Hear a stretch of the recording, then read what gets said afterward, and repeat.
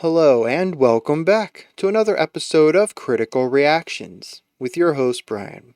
We're going to wrap up this week's theme of whatever, which is where I allowed my patrons to suggest whatever they wanted without any restrictions as a way to celebrate finishing up the 5th year of Critical Reactions. I think we have some black metal ahead of us. What other way to wrap this up? I suppose the band is called Urfaust. The song Unter Töchtern der Wüste. I think it's mostly the album art that kind of tells me we're probably looking at black metal. The album is called Ritual Music for the True Cloakard. It comes from 2012. Let's see what's going on with Urfaust today.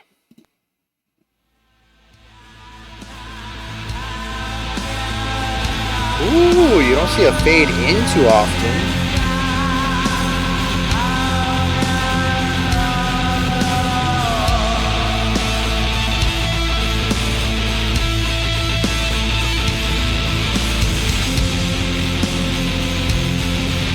Very compressed guitar work, high atmosphere.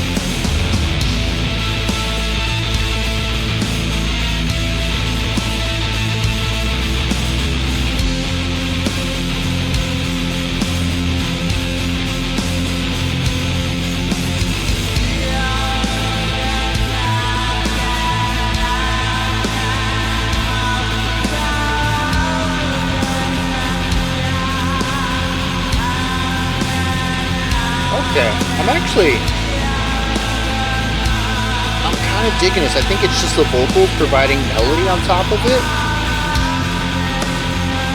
But despite being Blackened, they're not really focusing on the typical staples, the high aggression, the 16th note attacks.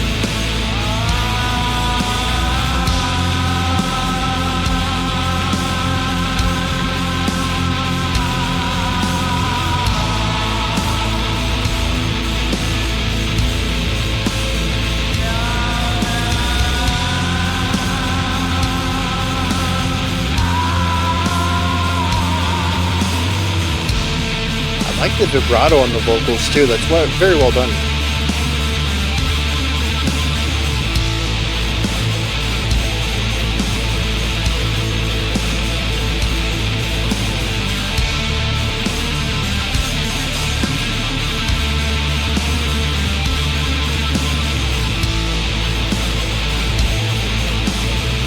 It's an interesting production though. It's not lo-fi, but it does sound slightly muffled.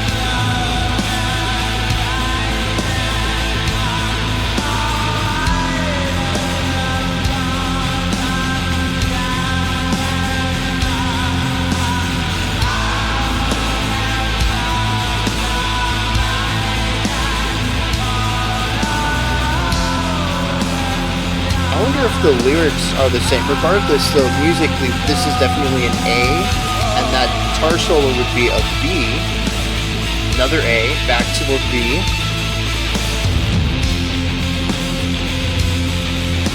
I wonder if they're going to go for the Americana approach and just keep alternating A and B.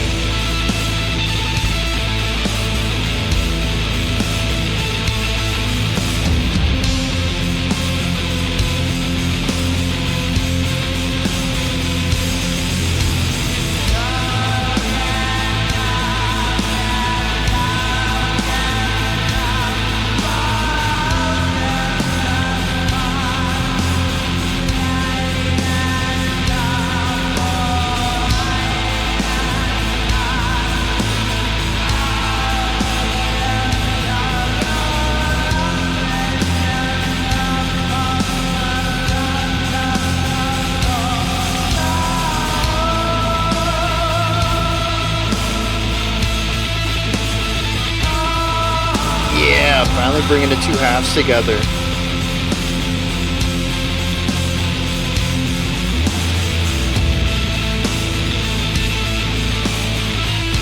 I just noticed this tom over here. And of course it's not going to show back up. It's a really large sound off on the right.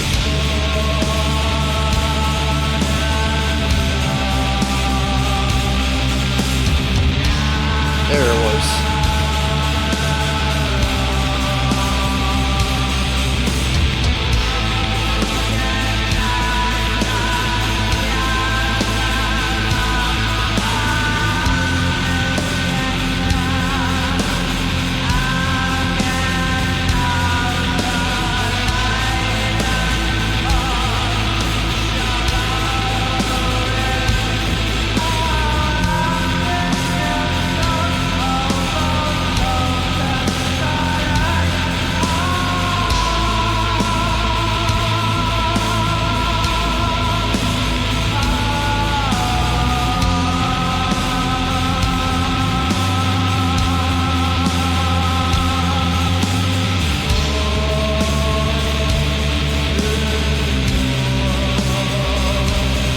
Okay, yeah.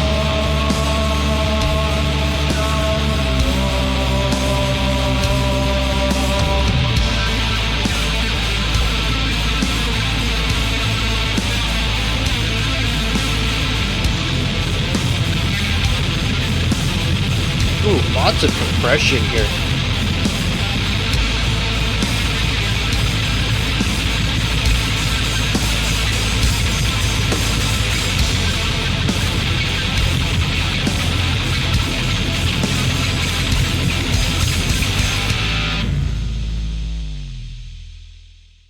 Uh, okay.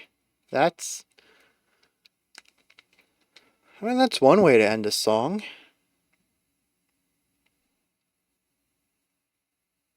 Alright, so, this is Blackened, but I don't know if I'd call this black metal.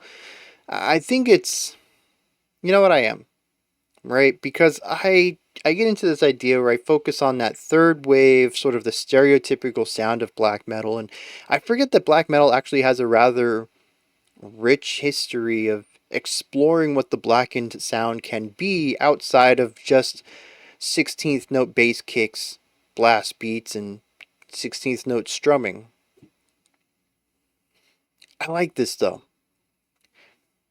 I don't know if it's enough to get me into it. I will say that I did find the song to drag on a little bit, as the A and the B sections didn't really change much in the as we evolved. Like the A and the B were different approaches, but like all the A's together sort of blurred together. Same with the B's. I don't even know if the guitar solo changed much. I know that the guitar lick we had at the end was one that we saw earlier, and there were some repeated ideas, if not entire concepts, entire phrases in the guitar work. So it might have actually been closer to that folky Americana idea of a lot of repetition and creating basically a stage or a foundation, or in this case, an atmosphere for a vocal story to be told over. So, like I said, I did find it, without knowing the words, without being able to understand what was being said, both because of production and probably also language barrier, I couldn't really get into that aspect. And from a purely musical direction, it's just a little too repetitive for me. But I do enjoy what they're going for, and I think that's the best part about this. It has a blackened feel in general. I think part of that comes from the 16th note playing on the guitar that lasts pretty much the entire song. It's also the general production on this. It feels a bit mid to lo-fi. Everything is clear. There's a clarity to all the instruments, but it's all obfuscated just enough to give it a bit of a hazy sound. The vocals have a bit of reverb on them. The guitars, there's a lot of compression and distortion put on those. And like I said, overall, it feels kind of muffled. which is weird because muffling usually obscures clarity. It's what makes it difficult to hear what's happening. But on this track, it just kind of feels, I don't know how to describe it. It kind of captures that idea of being outside of a club and hearing that lower rumble of the music, but not actually being able to hear the full sound. But if we only had 10% of that muffling rather than the 90% muffling that we would have actually being outside of a club, or a concert venue or something like that. It's kind of muffled. I think mostly it's just that there's so much low end presence. It kind of gives it that muffled sound. I wish I could explain it a little bit better. I think particularly if you play this back to back with something with really great sound staging, it's going to amplify how small and muffled this is. And it's only through context that I listen to a lot of stuff that tends to have a bit more clarity to it on my own that I can hear this. I think if you're fully engaged in lo-fi music, this is actually going to sound pretty hi-fi to you, and you're going to wonder what I'm even talking about with this muffled nonsense. Um, and like I said, it's really not bad. It's just like 10%. It's enough to give it a flavor, which I think is really neat. But between all of that and the atmosphere, the chord progression, the melodies, all of it kind of leaning towards a more somber, heavy weightiness, it captures a lot of that black metal feeling. But it doesn't go into the realm of aggressive weightiness. We do have 16th notes from the guitar, but they kind of feel a little muted. They're there, but they're not super noticeable. And this is actually something I want to touch on later when we talk about the guitar specifically. So just keep that in mind. The drums, though, are always chill. We got a bass, snare, bass, snare. Very nice alternating beats idea there.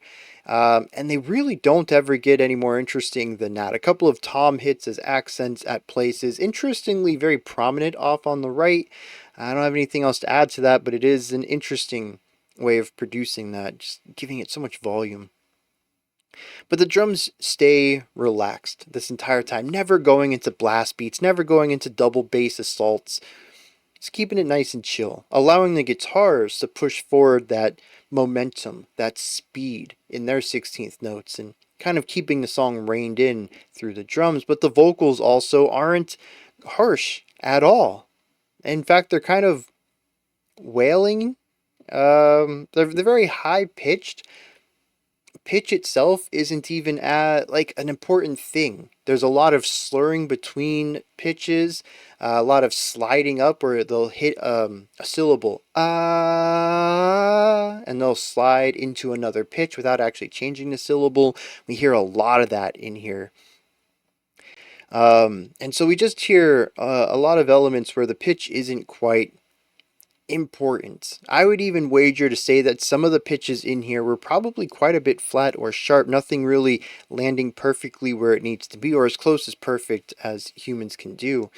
Um, and it adds a little bit of rawness to the vocals that's sort of covered up by both how the vocals are delivered and the general simplicity of the harmonic side of things, which allows for a bit more flexibility in precision as far as vocal pitches are concerned. But then we also have a lot of reverb on the vocals as well, which give them a massive airiness. Partly that it sounds like they're in a cave a lot of the time, and this obscures a little bit, adding to that lower fidelity feeling. But the pitches themselves generally come off rather clear, and the vocals only say a few syllables and then allow the reverb to decay before coming back in. So there's plenty of room given to the production so we don't have a lot of vocal overlap, which would muddy up those words either. There's, like I mentioned, some attention to detail of ensuring that this has clarity despite not aiming for a high fidelity sound, trying to keep that texture, that flavor that they like with the lower fidelity production without muddying up the general sound of the song. It's a really precise tightrope to walk that I think they do a great job of. And all of this creates something that feels heavy and weighty without feeling oppressive and fatiguing. It captures the black metal feeling without the over-the-top elements that black metal likes to engage in. And I think that's why it works a little bit better for me. And particularly, again, there's a heavy dose of melody in here, which is always a nice change of pace. Now, I mentioned the guitars.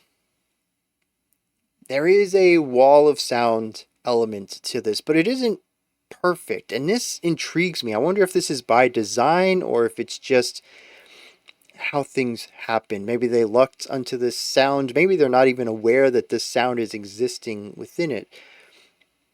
For the most part, the guitars, because of the production, the heavy compression, the distortion, all of that stuff that goes into creating this specific tone, the constant attack isn't always heard. This is actually a staple of a lot of black metal. It's why I think black metal works really well merging with shoegaze, and why black gaze has become a rather large genre recently, is because both of these genres work with creating a guitar tone that erases the attack. There's so much production put on the sound that you don't actually ever hear the picking. You just hear the pitch and the noise, the compression, the static element. You hear the texture and the pitch, not so much the attack, the actual way of creating that sound.